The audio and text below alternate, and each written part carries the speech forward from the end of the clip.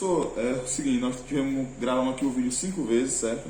No Zoom deu problema, não conseguimos, nós vamos ter que gravar na raça aqui agora, certo? Boa noite, nós vamos apresentar aqui nosso PI, Projeto Integrador sobre Instalações Elétricas, certo? Nosso projeto é de uma residência, certo? Um projeto de uma residência, e é o seguinte, nessa residência nós vamos usar o circuito trifásico.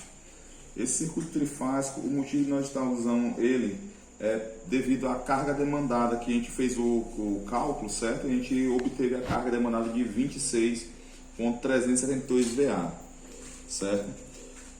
Nessa casa, nós vamos estar utilizando no circuito dele 2 quadros de distribuição. A gente chamou de Q1, que é esse, e Q2. Esses 2 quadros, a gente dividiu ele para facilitar também a distribuição do circuito, certo?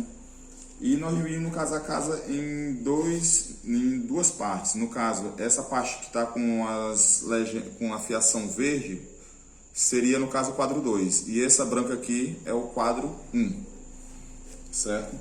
No caso é o seguinte, o quadro 1 é o responsável para receber a alimentação direta, o circuito trifásico.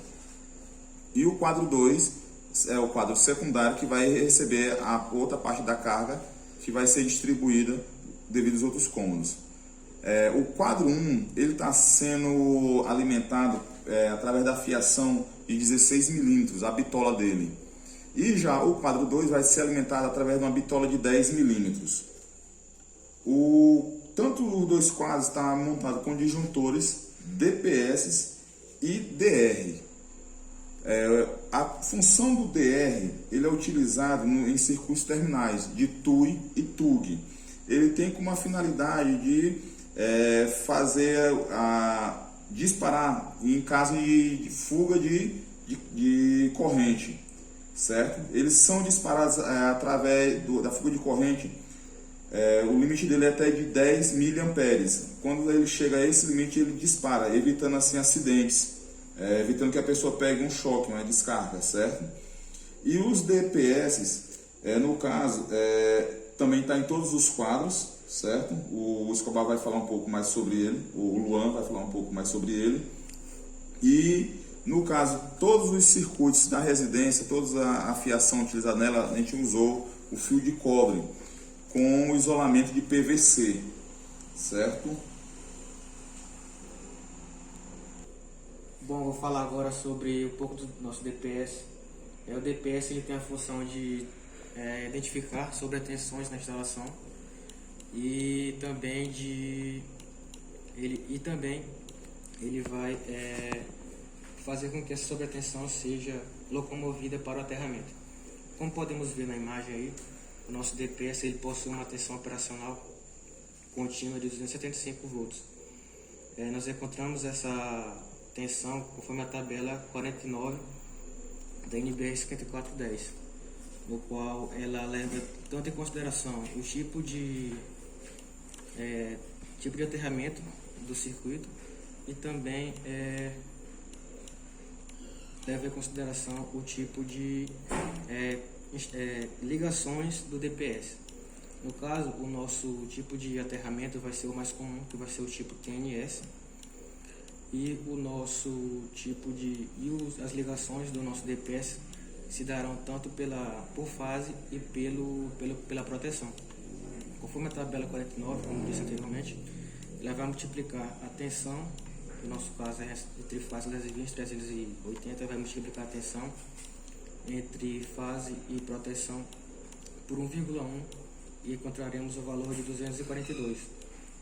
E para suprir esse valor de tensão, utilizaremos esse valor de tensão operacional contínua para o nosso DPS.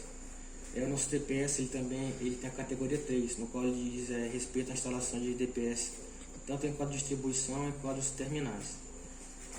Como podemos ver também, ele possui uma tensão de pico suportável de 4 kV.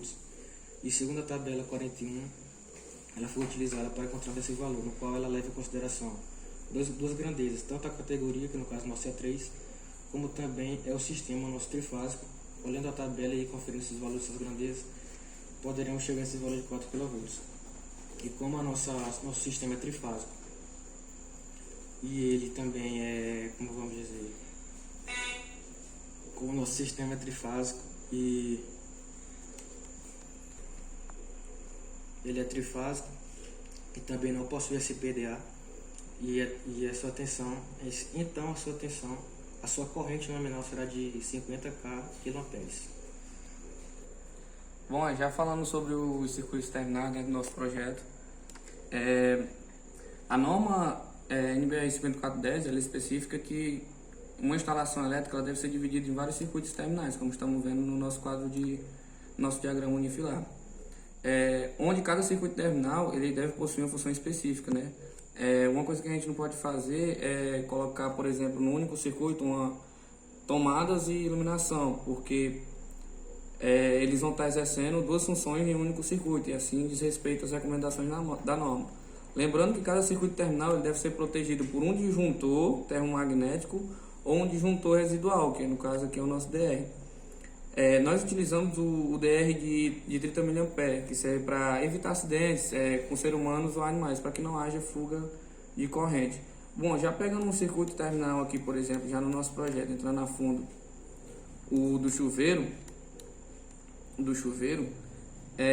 para a gente calcular o chuveiro aqui, o CETUI CH13 de bitola 6, para a gente chegar a essa bitola de 6 mm, foi necessário que a gente pegasse a potência dele em watts e dividir por 220 para a gente achar a corrente de circuito.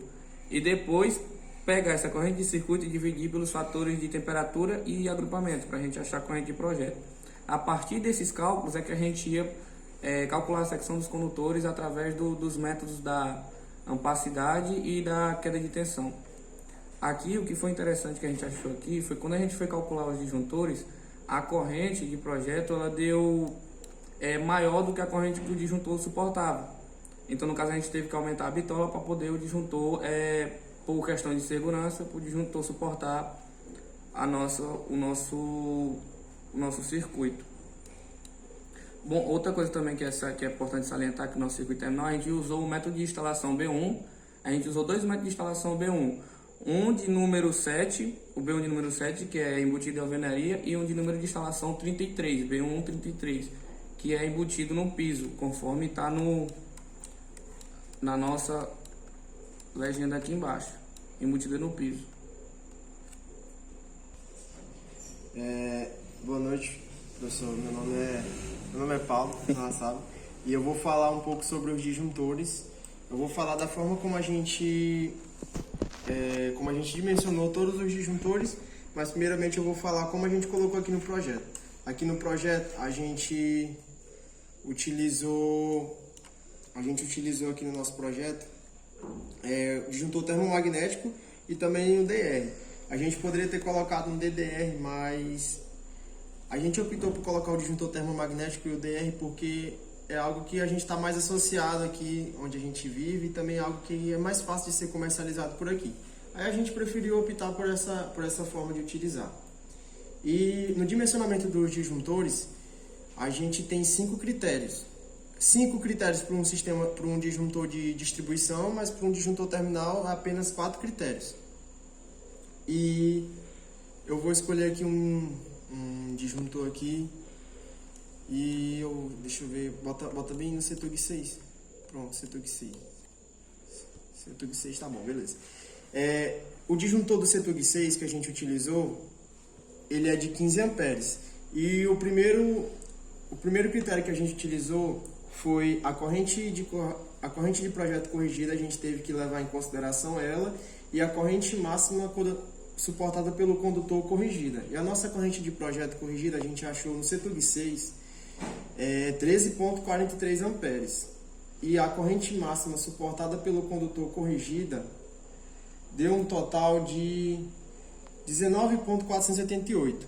E aí a gente dimensionou um disjuntor de 15 amperes, que no caso ele está entre os dois. Só que o engraçado mostrar nesse primeiro critério é que se fosse somente pela corrente de projeto corrigida, a gente teria usado um circuito, um cabo de 2,5. Mas como a gente tem que tem que corrigir a corrente máxima suportada pelo condutor, eu tive que aumentar o cabo de 2,5 para 4 para poder ser utilizado esse disjuntor e poder ter uma coordenação no projeto.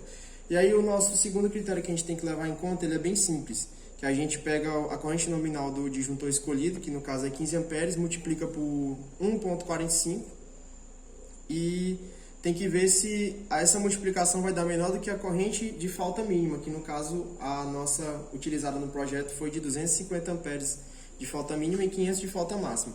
E 15 vezes 1,45 ele dá bem inferior a 250, ele dá uns 20 e alguma coisinha, se eu não me engano. Ele é bem inferior, então as duas condições até agora estão satisfeitas. A terceira condição é a condição utilizada apenas para circuito de distribuição, que no caso a gente pega o disjuntor adjusante e compara ele com os disjuntores a montante. E o disjuntor adjusante ele tem que ser 1,25 vezes maior do que o maior disjuntor acoplado naquele quadro de distribuição. Ou seja, se o maior disjuntor é de 40, então eu vou utilizar um disjuntor no quadro geral pelo menos de 50 amperes. Essa é a terceira critério, mas é utilizado só em distribuição. Nessa parte desse circuito terminal, como eu estou falando, não, a gente não utiliza ele. E os outros dois critérios a gente utiliza em relação à curva do disjuntor, que no caso a curva calculada nesse CETUG 6 foi uma curva C, porque eu dividi 250 por 15, que é a corrente de falta mínima, dividida pela corrente nominal, e deu aproximadamente 16,5, 17, deu mais ou menos esse valor. Não chegou a ser 17, mas deu próximo disso. E quando a gente vai em busca da curva dos disjuntores, o curva C ele atua entre 5 a 10 vezes, então ele é um disjuntor que vai satisfazer as minhas necessidades. E aí eu tenho que calcular o tempo de atuação desse disjuntor magnético, se ele vai realmente conseguir proteger o condutor. E no caso, o tempo de corrente de falta máxima que o condutor suporta, dividido por 4, nesse CETUG 6 é de 0,21 segundos, que foi calculado. E aí, 0,21 segundos é o tempo que o condutor suporta em corrente de falta máxima. Só que, isso dividido por 4. Só que o tempo de atuação magnético do disjuntor curva C, ele vai ser bem antes disso, ele vai atuar em 0,01 segundos, protegendo assim o circuito e fazendo com que nada aconteça, nada prejudique o sistema. E o de corrente de falta mínima, ele é menor do que o tempo que o condutor suporta, é bem maior do que o de falta máxima, então ele também vai satisfazer essas condições, e isso foi feito em todos os nossos circuitos, principalmente os de distribuição e de alimentação. E é isso.